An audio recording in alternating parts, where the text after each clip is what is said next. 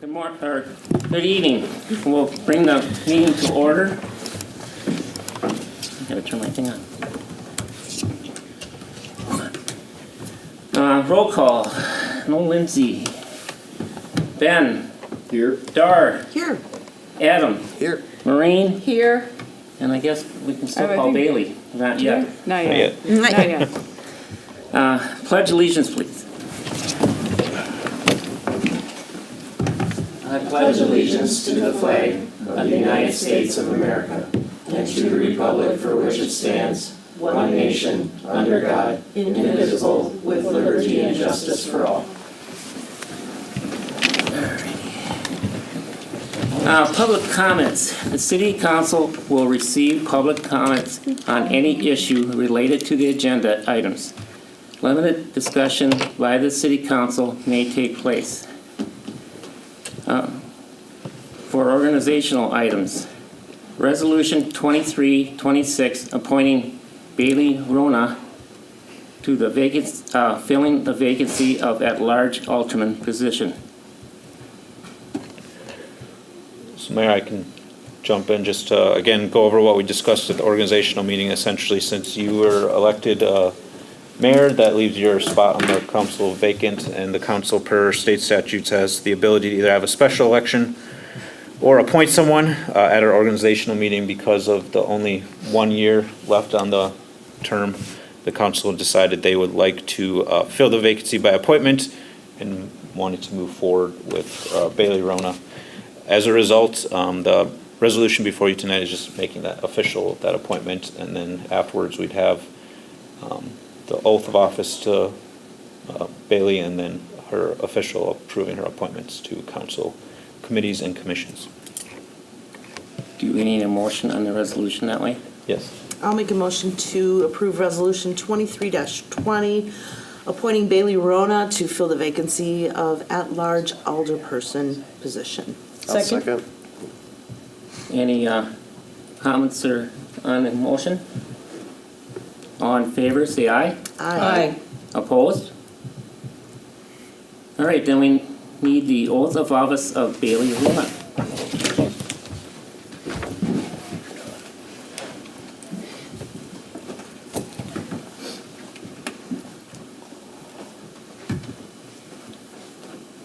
All right.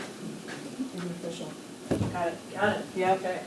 I, Bailey Rona, I, Bailey Rona, having been appointed having been appointed to the office of alderperson, the office of alderperson, but have not entered upon the duties thereof, but now have entered upon the duties thereof, swear that I will support the Constitution of the United States swear I will support the Constitution of the United States and the Constitution of the State of Wisconsin, and the Constitution of the State of Wisconsin, and will faithfully discharge and will faithfully discharge the duties of said office the duties of said office to the best of my ability. to the best of my ability, so help me God.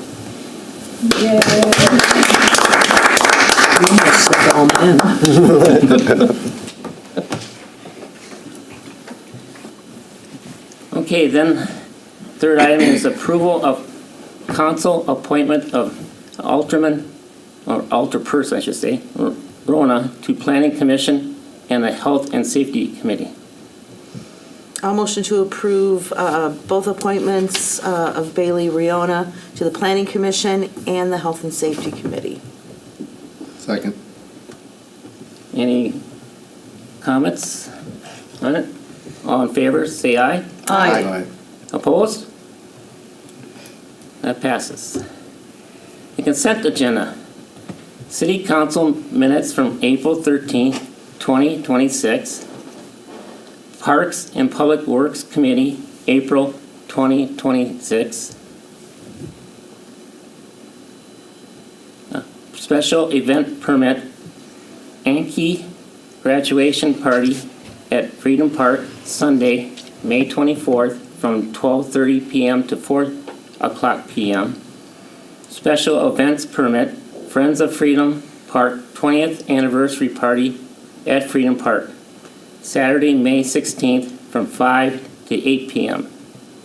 Special events permit, Music in the Park at Freedom Park, May 21st, June 18th, July 16th, August 20th, and September 17th. from 6 to 8 p.m. I'll make a motion to approve consent agenda items 1 through 5. Second. All in favor? Aye. Opposed? All right, then we'll go to reports on standing committees and commissions. Finance Committee, there's nothing. Planning Commission, next meeting, May 4th, 2026 at 6 o'clock. Parks and Public Works Committee report, Monday, April 20th, 2026. Next meeting is May 18th, 2026 at 5 o'clock. Is there, well, Lindsay's, Yes, anything so from that? I can give an update quickly. And I apologize, Mayor, Alderperson Sorensen didn't mention that she was sick today, so I forgot to mention before the meeting to let you know. But at the last Parks and Public Works Committee meeting, we went over the 2026 Public Works Plan. Overall, the committee was in favor of everything. The one item that we're going to look into is the old warming house is out of shape and disrepair and really needs to be torn down. So we're going to look into what needs to be deactivated in terms of if there's still electricity or other items to that old shed, and then look at removing that. Then we discussed the Cooley River Trails concept plan from Walnut Circle to McGee Park. We're going to be talking that later on in this agenda, so I won't cover that. And then we discussed the private well abandonment, specifically at 1121 Pearl Street. With per city code, all private wells have to have a license, and unfortunately, 1121 is the one community or one house that has a private well, and we've not received their license and their paperwork for that. Ultimately, it is because they share a private well with their neighbor on Sunset Court. We do not have utilities on Sunset Court, so the DNR is not requiring us to have a private well license for that property because there's no immediate utilities next to on Sunset Court. However, 1121 Pearl Street does have utilities immediately adjacent to it, so the DNR is requiring us to follow through with that license. If they're unable to get that license, they have to hook up to city utilities on Pearl Street. So we're working through that issue now with that homeowner. So we discussed if there was opportunity to get that connected, that property, if the city would be willing to potentially cost share.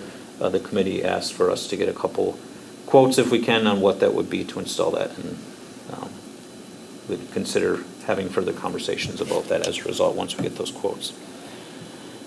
Then we had a review of the water updates video that was posted last week on our Facebook page, just discussing the work at well 3 and what we're currently working on at well 4. And then under other business, we discussed the park and the future of what is currently, I guess, called the skate park, but what we want to do for future planning now with the potential bluffs going in there.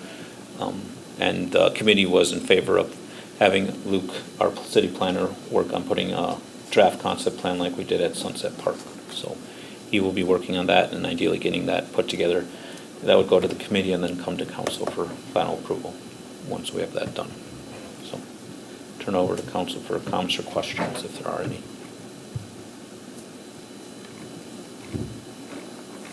Any comments at all? Okay. Then we'll go to health and safety. Next meeting is May 11th on 2026 at 5 o'clock. And personnel, next meeting is Wednesday, May 6th, 2026 at 5 o'clock. Any communications, new business. Public comments, the city council will receive public comments on any issue not related to the agenda items. Limited discussion by the city council may take place, however, no action will be taken on any item. This includes receiving written request or documentation and possible action at a future meeting. Then we go to approval of trail concept plan connecting McGee's Park to Walnut Circle. Matt? Thank you, Mayor. So, with the approval of Walnut Circle subdivision, their preliminary plat and the road plans, I guess I should caveat that with, we still have to review and approve the final plat, but the preliminary plat and the road plans and the development agreement have all been approved. The next discussion and looking at is constructing a trail that would connect that Walnut Circle development to McGee Park. To support this effort, the city, we have entered into a grant agreement with the Friends of Freedom Park and Coolidge Trails for $100,000 with an additional commitment to raise $40,000 to complete the project for a whole total $140,000. Cooley River Trails has submitted a concept plan that they've put together that includes Phase 1, which is the item that would be most pressing in terms of the development agreement, which is a requirement by the city to make that connection. It's a 0.24 mile ADA accessible trail connection between McGee Park and Walnut Circle. If the council were to move forward with this concept plan, the goal would then be to reach out to get proposals from Cedar Corporation to actually put together a design that would connect these two. And then the concept plan also does include future trail segments that would make a loop around the area that's to be dedicated as part of Walnut Circle. It additionally has 2 bridge locations. These were approved by the Wisconsin DNR as part of the flood hydrology study that we did, so they would have to be placed here if they were ever developed in the future. And then additionally, it includes 2 mountain bike trail segments, a 0.95 mile northern segment and a 0.9 mile southern segment. None of this is approving the actual plans to be constructed. It's just approving the trail potential locations as a concept. Any future construction approval would have to come back before council for development of those trails. If they're being developed by us, they'd have to go through all the bidding process as well per Wisconsin state statute. So with that, the Parks Public Works Committee did review it and recommended by a vote of 3-0 to send it to council for consideration. So with that, I'll turn it over to council for comments and questions. Does it meet the ADA with the topography map I'm looking at right now in terms of like the grade, or are they gonna have to do like some pretty major adjustments to get it to be ADA compliant? Just the 0.24 Yeah. mile segment that connects the two, Yeah. from my understanding, does, but obviously the slope coming down from Walnut Circle would never be able to meet Yeah. the ADA requirement. And did Jared draft this? Yeah, Jared put it together. Okay. So I noticed that there's $10,000 from the Friends of Freedom Park and the Cooley Trails Group, and an additional $40,000 to complete the project, commitment to raise the $40,000. Is that going to be the responsibility of the Friends as well? So per the grant agreement that we approved, the $40,000 is actually a cost share. Basically, the grant agreement stipulates that for every dollar that Cooley River Trails and Friends of Freedom Park raise, up to $20,000, the city will match on a dollar-for-dollar basis, up to $40,000. So it'd be basically a 20-20 split. Okay, up to $40,000, not to $20,000. Correct. So if you combine our match with what they raise, it would be $40,000. Yeah, okay.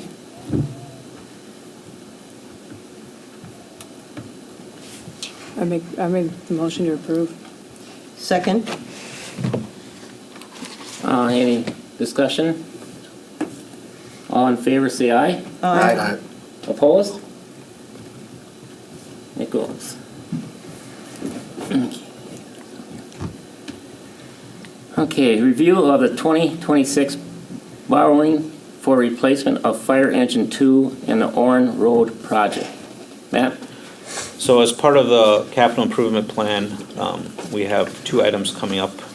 One is the $1,545,000 Orrin Road Mill and Overlay project with the addition of either a sidewalk or a recreational trail. And then the additional includes a 2027 borrowing of $955,000 for the replacement of fire engine number 2. We recently have had a number of meetings with the Fire Association to move forward that fire truck purchase due to the fact that we had the ability to prepay it, and we would receive a total savings of $147,730 from the total cost of $1,045,000, and that's just for the chassis itself. So this would result in a savings for the city of about $83,910. So this was ultimately approved. Then when you factor in the other loose items, this includes things like the radio, the SCBA's, the loose goods, extraction tools, etc., graphics, that adds an estimated of $427,653. So with that, the borrowing for the city is a total of $836,692. That is being shared with Oak Grove and Clifton Townships in your memo. That includes what they would be paying in terms of their prepayment discount. So then additionally, the Orrin Road improvements, the CIP scope of the Orrin Road originally, as I mentioned, called for either a sidewalk or a pedestrian trail. However, one of the things that we ended up moving forward with was going forward with a Transportation Alternative Programs grant, which we received from Wisconsin Department of Transportation along US Highway 10. Based on those planning efforts, the City Council approved a concept plan, which is included in your packet. That includes the closure of a segment of Orrin Road on the east side of Campbell Street. Following that approval of the concept plan, we then submitted a TAP grant application for construction and design. If awarded, the grant would cover approximately 80% of the eligible project costs, requiring the city to fund the remaining 20%. So that would be an estimate of $1,196,000 of what we would have to spend. However, we would still have to pay for the mill and overlay section on top of that, so that would cover, the sidewalk and the trail, but the mill and overlay would still be needed for payment. So what is being recommended is the borrowings remain relatively the same for Orrin Road, where the fire engine is slightly decreased from our CIP estimate. That Orrin Road funding then would go to, whether we get the grant or not. If we don't get the grant, it would go to completion of the project that was originally the scope, where it would just be the city's cost to bear on putting in the trail and also then doing the mill and overlay. If we do get the grant, then that would go to cover our portion of the 20% plus then the mill and overlay on top of it. Moving forward, just putting this on the agenda tonight to make sure council is still on board with this plan, and if so, we would move forward with Ellers to do the borrowing. That's process would mean that at our next meeting, we'd call for the borrowing in terms of a resolution to go out for bids, and then we'd approve the borrowing at the June 22nd meeting, assuming favorable interest rates and things like that. That's when we run the final. If the council is still on board with this plan, the next meeting would also have more details in terms of the proposed repayment schedule, estimated interest rates, and projected debt levy impacts that we would share with you all. So with that, I'll turn it over to council for comments and questions. So we're borrowing both these at the same time. What is our total amount that we're going to want to borrow? So the total amount for the borrowing would be $382,042. Okay. Any discussion on it? I just have questions about the engine accessories. I don't know if you'll know or not. So they have SCBA, and they were just kind of like their turned-on equipment. So basically, they were adding in like the stuff that they have today as upgrades, essentially, because they would have radios. They would have. I'm just curious. Yeah. Okay. And I apologize. I know the fire guys would be disappointed in me because I've heard them talk about this before. But from my understanding, the new truck has some sort of special equipment where the SCBA equipment that they currently have, they'd have to get upgrades to work with the new truck. Okay. And I hope I'm saying that correctly, but I can get more information from the No. actual fire department on how that works. for the I'm next just curious meeting. because I know some of their turned-on equipment's older, so I was just curious of why it was coming with the fire truck and not Yeah. like a separate line item, essentially. Yeah, generally, what they each have their own SCBA's right now that they use, and that, unless Eric can help me out. Okay, I'm just looking at, I don't know. Police. Yeah, police. I was hoping maybe police, I don't. Yeah, But I'll get more information for you I'm for the next familiar with meeting. SCBA because we sell it, so I was Yeah. just curious, like, in terms of getting it added to the truck, that's all I Yep. was wondering. So basically, the current equipment needs to be upgraded to communicate with the new stuff. That, and they are keeping old engine 2 out at Trumper Valley Station in Oak Grove. I will get the full information for why the SCBA's are needed for the next meeting as we discuss it.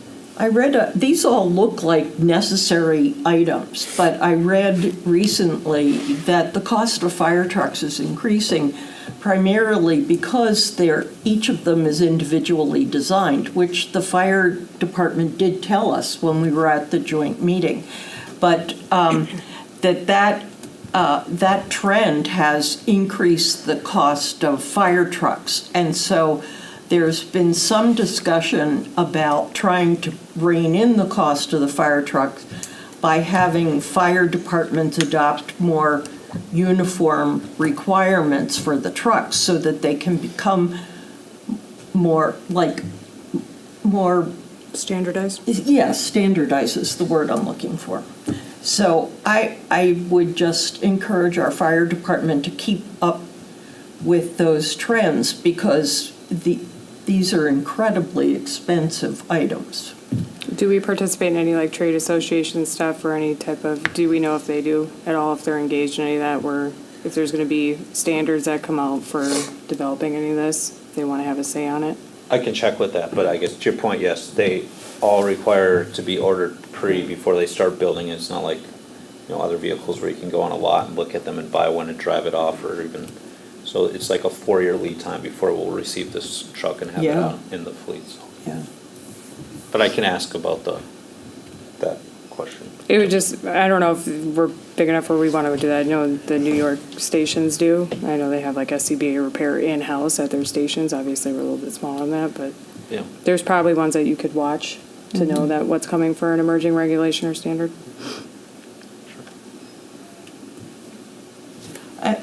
I think the article was in the New York Times, so they were writing from, it's a national problem, especially for smaller communities. Yeah.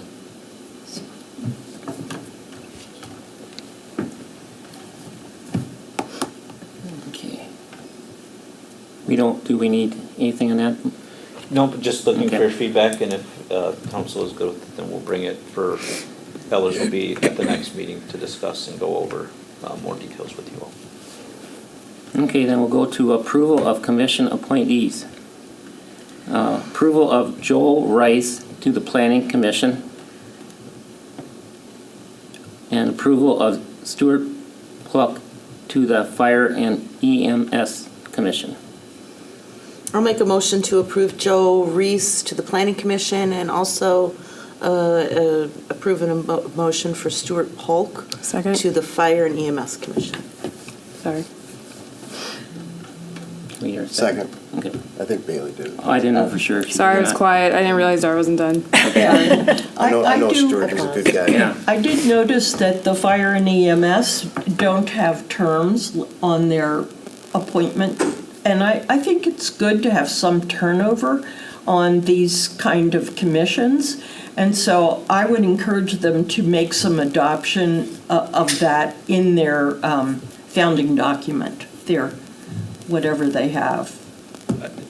They could do a set of bylaws, which they don't have, but it's also if the city wants to, for our own membership, for our 3 members, if we wanted to, work on something like that, that's also something we could do separate from because there's no rules that say we can't make some sort of So we can general move ours guidelines. around. How long has this been vacant? No, since November of 2025. Okay.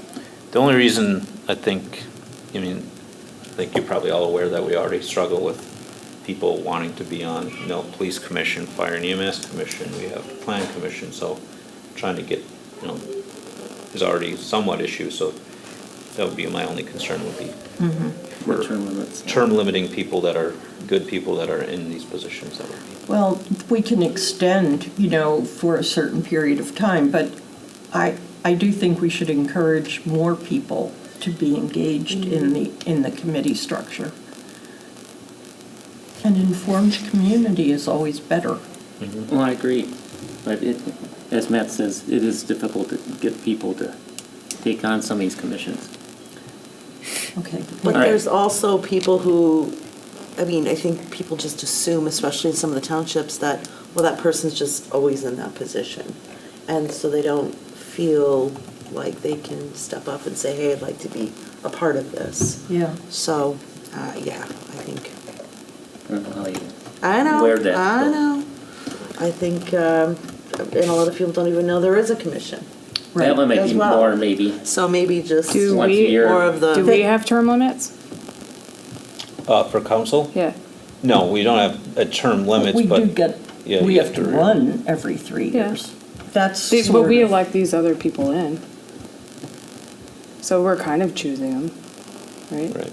Because they come up for, yeah, I'm just making the point. yeah, Yeah. that's true. Well, and are we concerned that they don't have a charter? You said they didn't have one. Well, we have an agreement that sets up the association and its members and then sets up the commission. But there's no specific bylaws that have been put in place by the commission themselves. I wonder if they want to think about that as well. just, It's been something I know that was discussed like 2 or 3 years ago, that they were gonna look into it, and I think it's kind of just one on the back burner.